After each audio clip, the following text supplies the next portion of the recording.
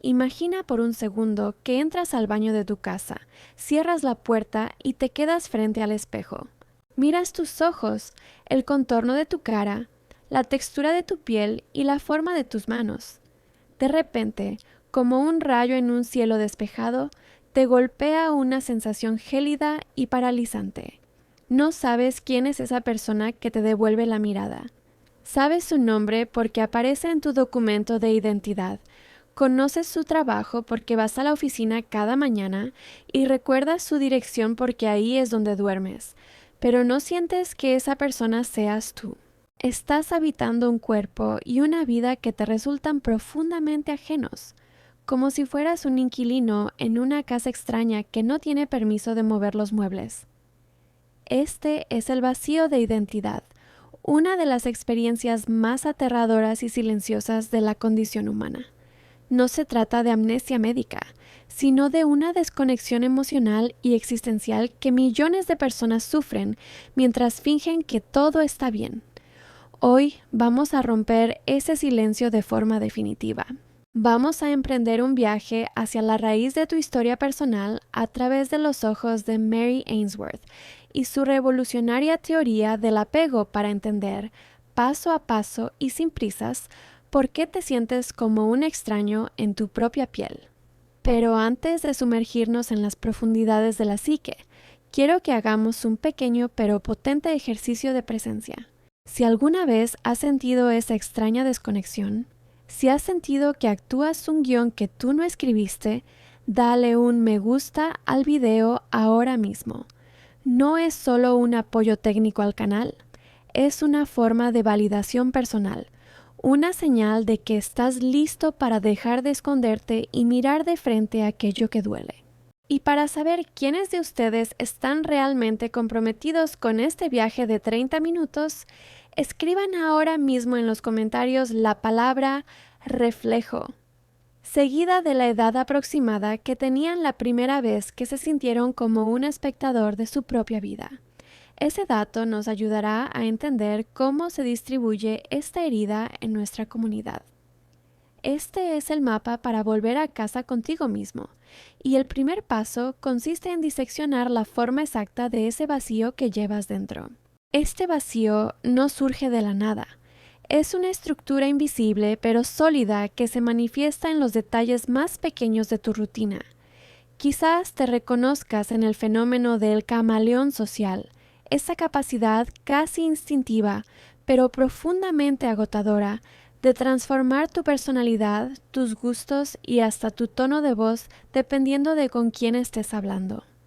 Eres una persona con tu jefe, alguien completamente distinto con tus padres y un extraño más con tus amigos.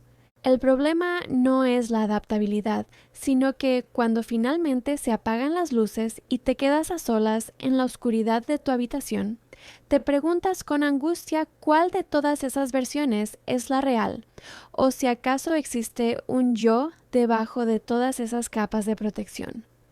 Esta falta de autoconocimiento no es el resultado de la pereza intelectual, es, en realidad, una sofisticada estrategia de supervivencia que desarrollaste hace mucho tiempo. Aprendiste a ignorar tus señales internas, tus deseos genuinos y tus penas más profundas para priorizar lo que el mundo externo esperaba de ti.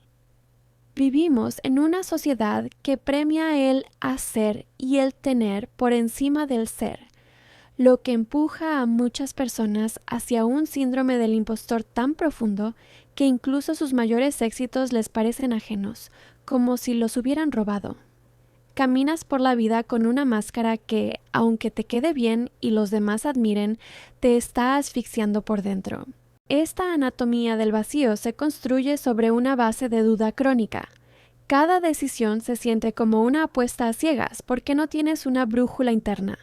Te falta esa sensación visceral de esto es lo que yo quiero o esto es lo que yo soy.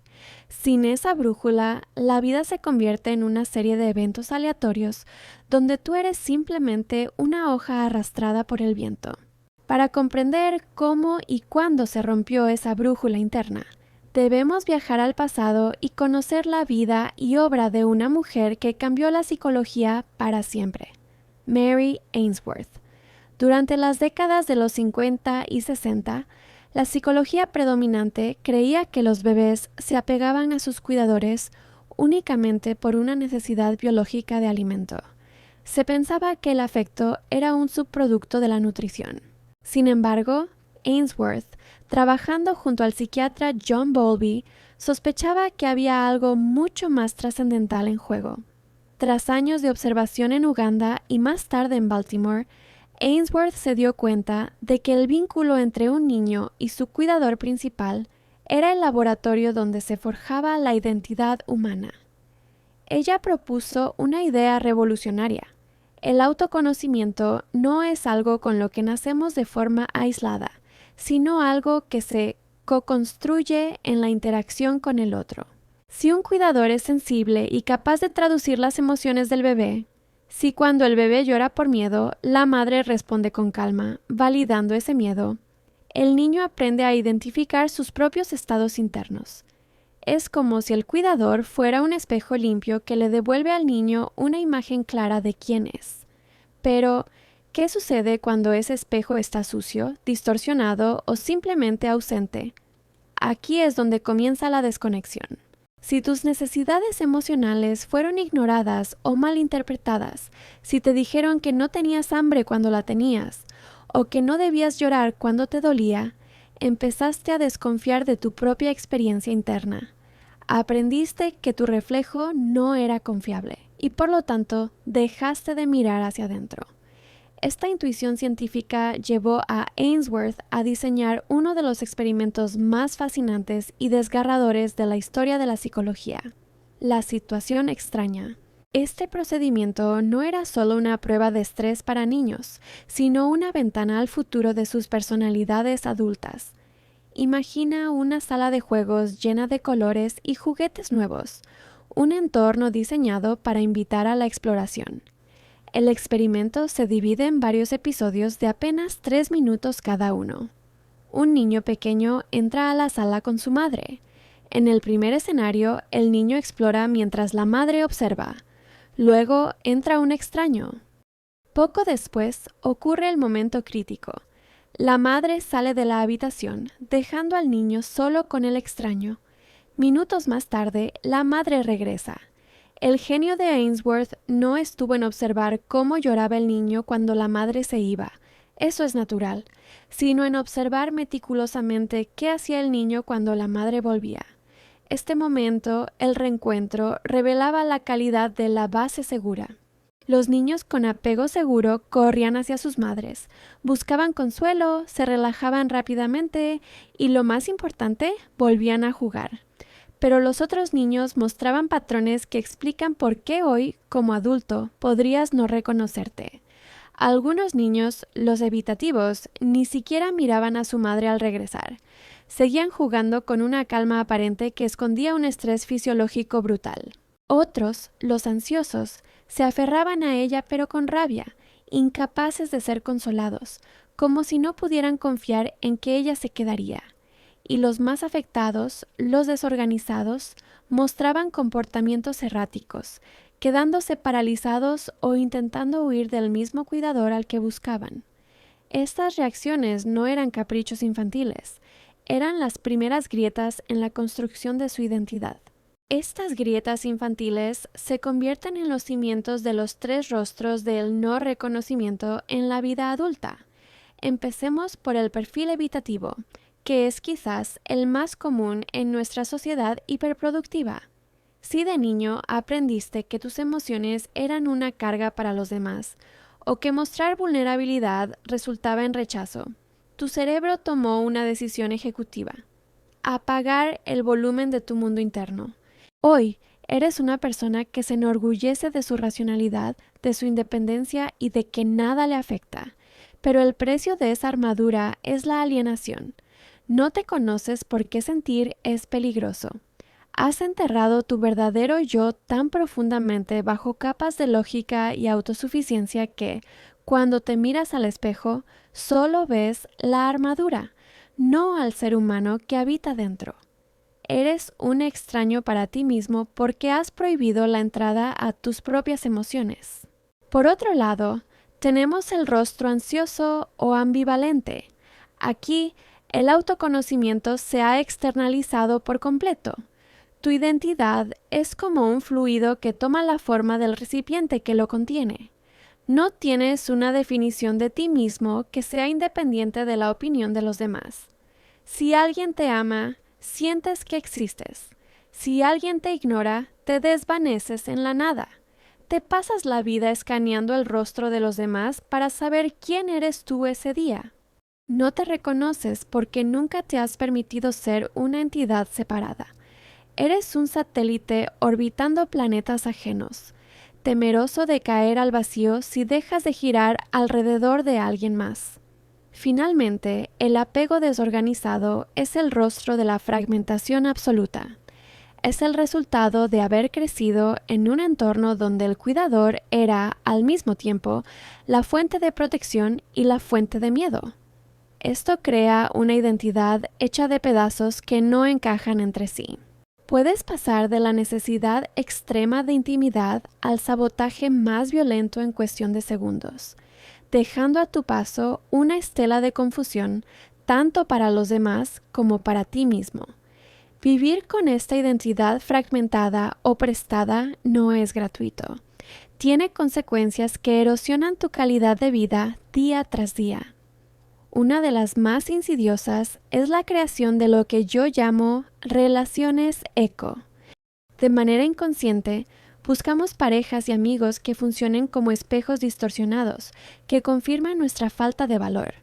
Si creciste sintiendo que no merecías ser visto, elegirás a personas que te ignoren o te invaliden, porque ese dolor es lo que tu cerebro identifica como hogar.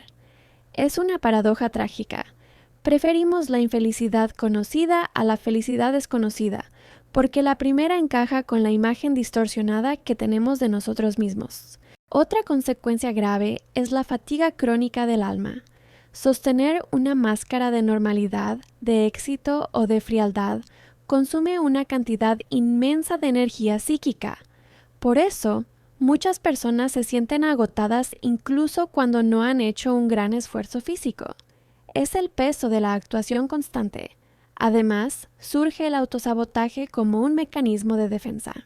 Cuando la vida te pone delante una oportunidad de ser feliz de verdad, tu sistema de alertas se enciende porque esa felicidad no coincide con la persona que crees ser. Entonces, destruyes la oportunidad para regresar a la zona de confort de tu vacío. Te dices que fue mala suerte, pero en realidad fue tu miedo a lo desconocido. Miedo a conocer a tu verdadero yo, lo que apretó el gatillo. Pero la historia no termina en el vacío. El legado de Mary Ainsworth nos da las herramientas científicas para iniciar el camino de regreso. El autoconocimiento no es un tesoro escondido que hay que encontrar en una isla remota. Es una relación que hay que cultivar aquí y ahora. El primer paso consiste en convertirte en tu propio cuidador sensible, lo que en psicología moderna llamamos repaternaje. Si no fuiste visto con claridad de niño, debes aprender a mirarte con claridad hoy. Esto comienza con la práctica de la observación sin juicio. Cuando sientas una emoción incómoda, en lugar de intentar eliminarla o distraerte con el teléfono, detente y di: en este momento hay una parte de mí que siente angustia. No digas soy angustia, di siento angustia. Ese pequeño matiz gramatical crea el espacio necesario para que el observador interno se despierte. Necesitas empezar a escribir tu propia narrativa biográfica. Toma un cuaderno y empieza a relatar tu vida. Pero esta vez, hazlo desde la compasión y no desde la crítica. Entiende que tus máscaras y tus defensas no fueron errores de carácter, sino actos de valentía de un niño que quería sobrevivir. Al agradecer a esas máscaras por el servicio prestado, puedes empezar a quitártelas con suavidad, sin miedo a lo que quede debajo. El autoconocimiento es un proceso de desaprendizaje.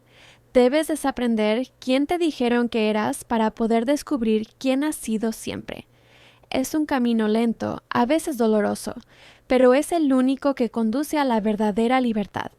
Llegados a este punto, debemos entender que reconocerse no es una meta final donde un día te despiertas con todas las respuestas.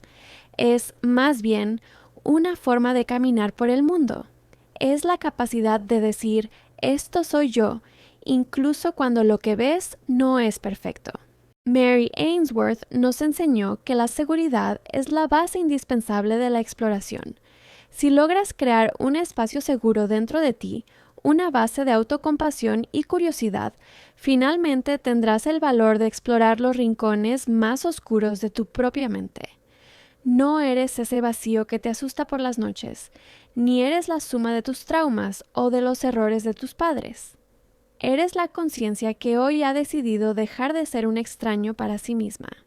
Eres el arquitecto que ha decidido reconstruir el espejo para ver por fin la belleza de su propia complejidad. Gracias por dedicar estos 30 minutos a lo más importante que posees, tu propia identidad. Si este recorrido por la psicología del apego y el autoconocimiento te ha dado una nueva perspectiva, no dudes en compartir este video con alguien que sospeches que también está luchando con su propio reflejo. A veces, saber que no somos los únicos que nos sentimos extraños es el primer paso para dejar de serlo. Y ahora que tienes el mapa de Ainsworth en tus manos, ¿cuál será el primer paso que darás para volver a casa contigo mismo? Me encantaría leer tus reflexiones finales en los comentarios. Recuerda que el viaje más largo de tu vida comienza con una sola mirada honesta frente al espejo. Nos vemos en el próximo descubrimiento, donde seguiremos quitando las vendas para ver la realidad tal cual es.